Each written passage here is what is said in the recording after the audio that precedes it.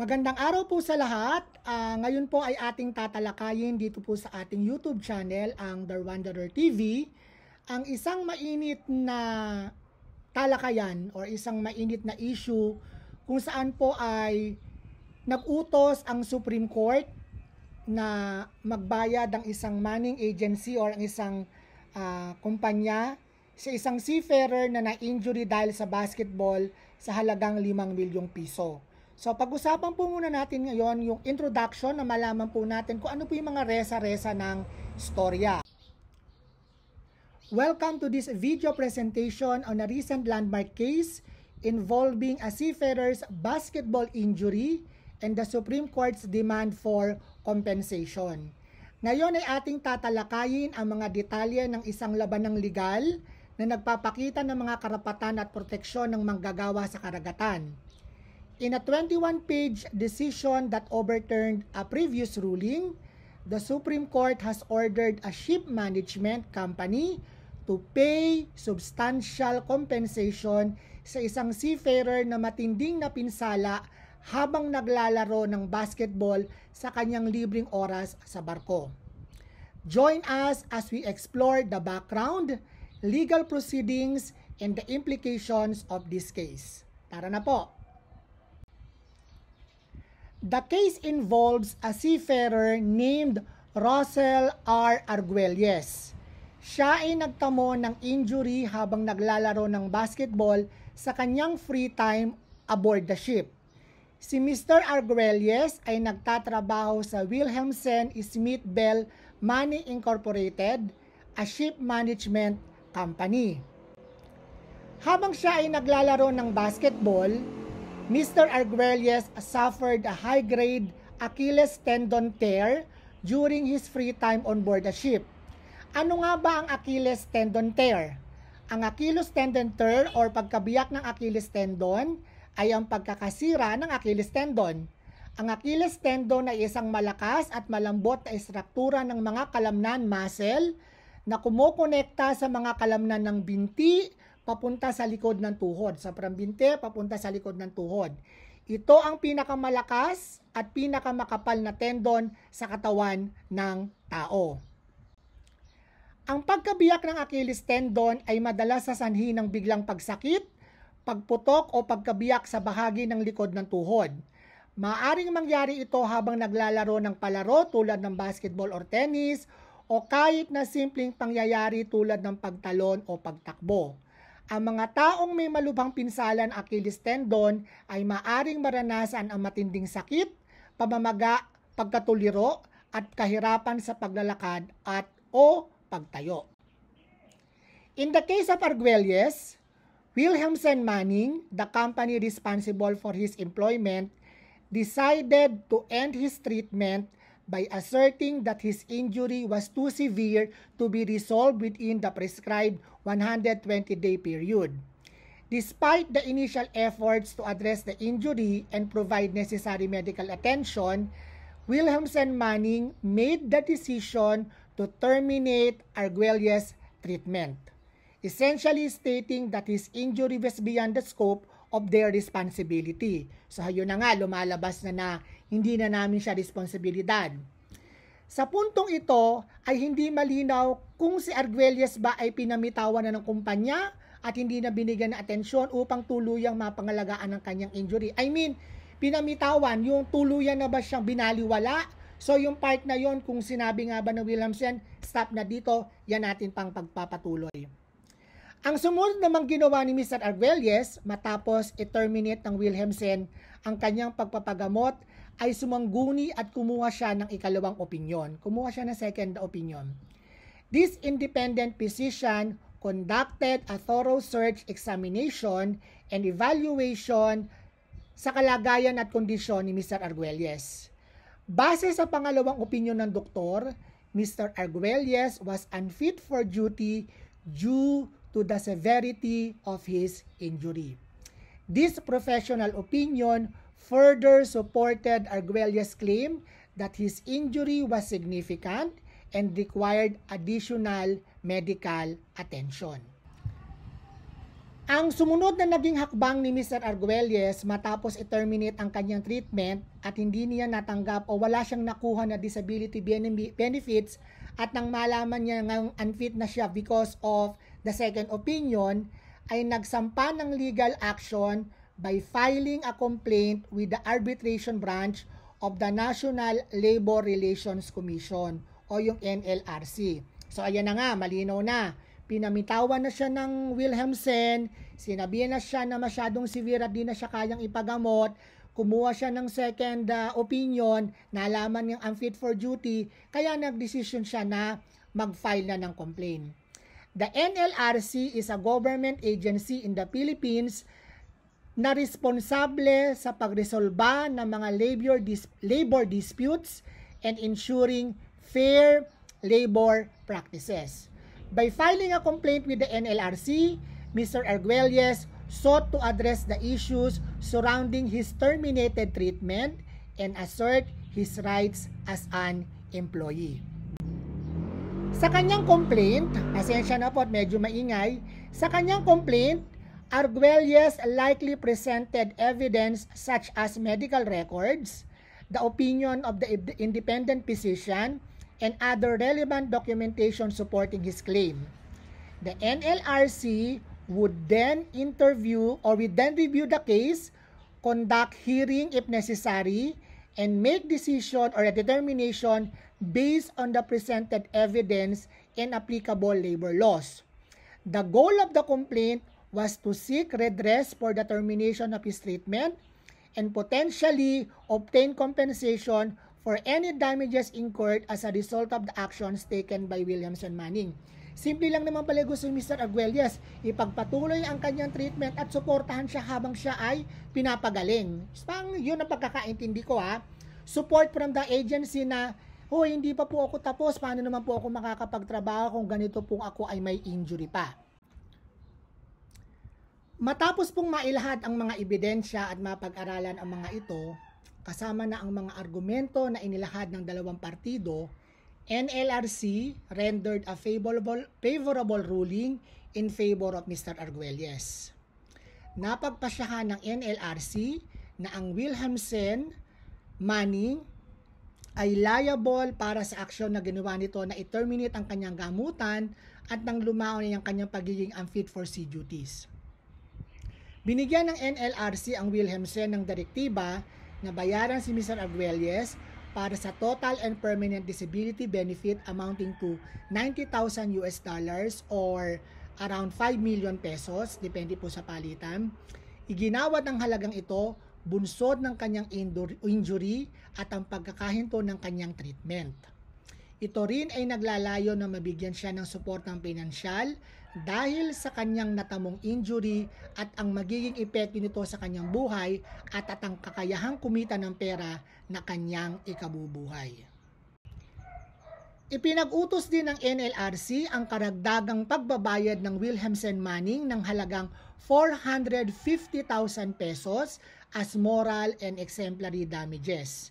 This award was to address the emotional distress, mental anguish, and other non-pecuniary harm that Arguelles experienced due to the actions of Wilhelmsen Manning. Yes, makakapag-celebrate na ba si Mr. Arguelles? Not actually celebrate, pero makakahinga na ba siya ng maluwag at siya ay nanalo sa kanyang kaso? Ipagpatuloy po natin ang ating pong talakayan. Siyempre, hindi naman basta-basta magbabayad agad ang Wilhelmsen Manning. Nung una, pinanindigan ng NLRC ang kanilang assessment na nagtamo si Mr. Arguelles ng total at permanent disability as a result of his injury. Pero, nung nag-appeal na ang Wilhelmsen Manning at nasa appeal process na, nagdesisyon ng NLRC na i-adjust pababa ang naunang compensation amount na dapat ay ibabayad kay Mr. Arguelles. So, yon ang pagkakaintindi ko ha. So, nagdesisyon na ang NLRC, nag-file ng motion for reconsideration ang Wilhelmsen, ibinaba ng kaunti yung halaga, pero may nangyari. Matapos kasi ang ikalawang desisyon na ma-i-adjust ang halagang i-award kay Mr. Arguelles, at nagsampa na nga ng motion for reconsideration ang Wilhelmsen Manning, Ang motion for reconsideration ay a formal request asking the NLRC to review and potentially change their previous decision. Sa pagkakataong ito ay biniligtad ng NLRC ang kanilang desisyon at pinawalang bisa ang claim ni Mr. Arguelles. Dahil sa desisyong ito, NLRC no longer recognize his entitlement to the disability benefits and other compensation that had been awarded earlier. It appears that the respondents, yun ng Wilhelmsen Manning, yung kanilang motion for reconsideration was successful in persuading the NLRC to change its position on the matter. Nanalo, ibinaba, natalo. Yun ang nangyari kay Mr. Arguelles. So yun na ba? Tapos na ba yung kabanata ng kanyang problema? Siyempre, kawawa na may tao, tuloy natin to. Nagpunta siya ngayon. So matapos na mabaliktad ang desisyon ng NLRC, ay kinatigan din ng Court of Appeals ang desisyon ng NLRC na i-dismiss ang claim ni Mr. Arguelles. Nangangahulugan ito na ang CA ay sumang-ayon sa pagbaliktad ng NLRC sa kanilang naunang desisyon upang mapawalang bisa ang claim ng kaso ni Mr. Arguelles. Iniakyat ni Mr. Arguelles sa mataas na hukuman ang naging desisyon ng Court of Appeals na baliktarin ang naging hatol sa kanyang isinampang complaint. Upon reviewing the case, the Supreme Court issued a 21-page decision in response to Arguelles' petition. Sa desisyong ito ay kinatigan ng mataas na hukuman ang petisyon ni Arguelles at sinang-ayunan ang kanyang claim kung kaya't inutusan ng Supreme Court ang Wilhelmsen Manning na bayaran si Mr. Arguelles ng halagang $90,000 plus 6% annual interest. Base sa desisyon ng SC, Mr. Arguelles was engaged in an activity endorsed by the employer of the vessel. He was merely playing basketball, much less the slightest indication that the injury suffered by Mr. Arguelles was intentionally or negligently incurred. Thus, his injury was worthy of compensation.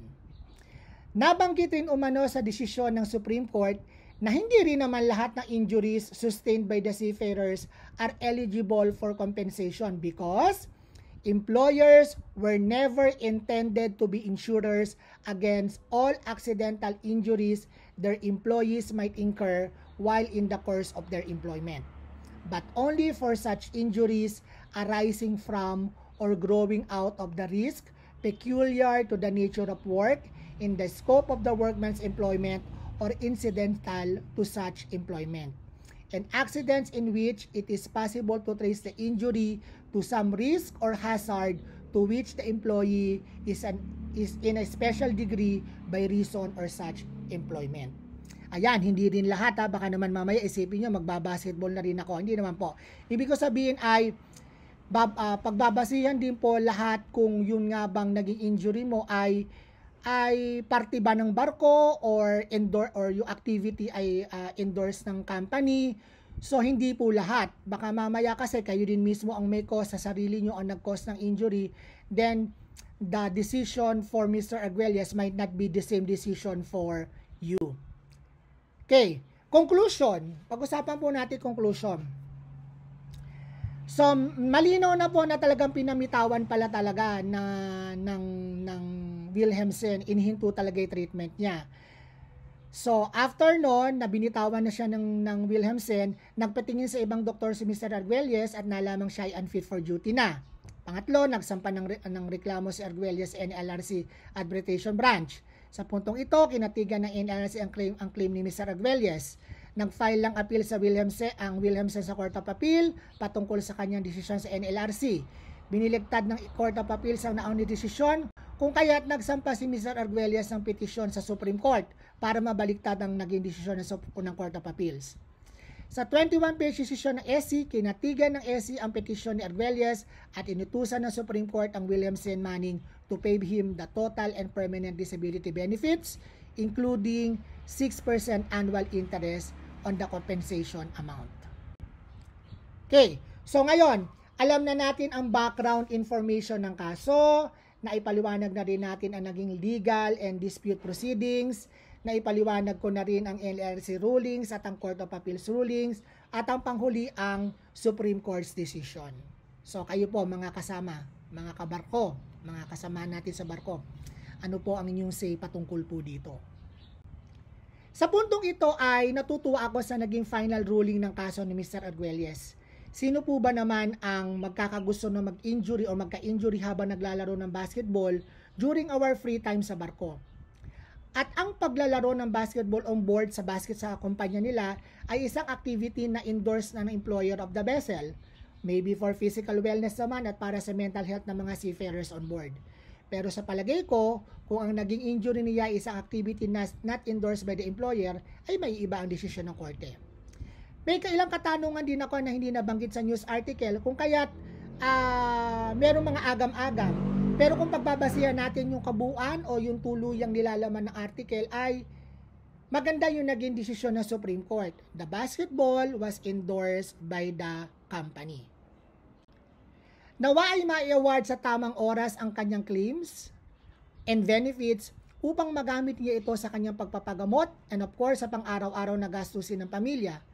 Mas malaki pa sana ang makukuha niya kung tuloy-tuloy siyang sumasakay ng barko pero unfortunately, permanent disability ng kanyang natamo. Sana may makuha siyang mga land-based job. Pwede siya magturo. I don't know kung ano naging ang posisyon niya. Nabanggit ba? Hindi ko napansin kung ano yung naging posisyon niya sa barko. Hanggat namin na sana ay maipagpatuloy ang therapy para maibsan ang sakit na kanyang nararamdaman. Personally, naniniwala ako na mariresolba ang maraming problema sa tamang usapan bago humantong sa pag-file ng complaint. Usually, yung mga kasamahan ko sa barko, ina-advise ko sa kanila, kausapin nyo muna yung kumpanya bago kayo gumawa ng kahit anong desisyon. You need to tell them, you need to communicate with them. Kasi mas maganda kung pareho kayo nagkakaintindihan. Mas maganda kung tuloy-tuloy yung suporta ng manning agency sa kanyang mga seafarers na naaayon sa batas. At sana naman sa parte ng mga seafarers in general ay huwag magpagamit ng ilan sa ating mga kasamahan sa mga ambulance chasers na kung saan ay pipilitin kang magsampa ng kaso o magsampa ng demanda laban sa manning agency. Pumayag ka, nanalo ka, pero bandang huli wala ka rin nakuha dahil nakuha na halos lahat nung mga lawyer o nung attorney. Ikaw, ano po ang masasabi nyo sa kasong ito? Ano ang naisip mo ngayon? Sa totoo lang, ang isang tanong dyan ay paano kung sa paglabas ng barko or shore leave ka na aksidente? Sasagutin pa rin kaya ng kumpanya ang lahat? Mahalagang malaman o mahalagang maging maingat na lang tayo sa lahat ng ating mga gawain sa barko. Trabaho man o personal. Sa bandang huli ay tayo rin ang makikinabang o mapiperwisyo sa mga hakbang o sa anumang mga gawain ating ginagawa habang tayo ay nasa barko. Eka nga, safety first. God bless us all.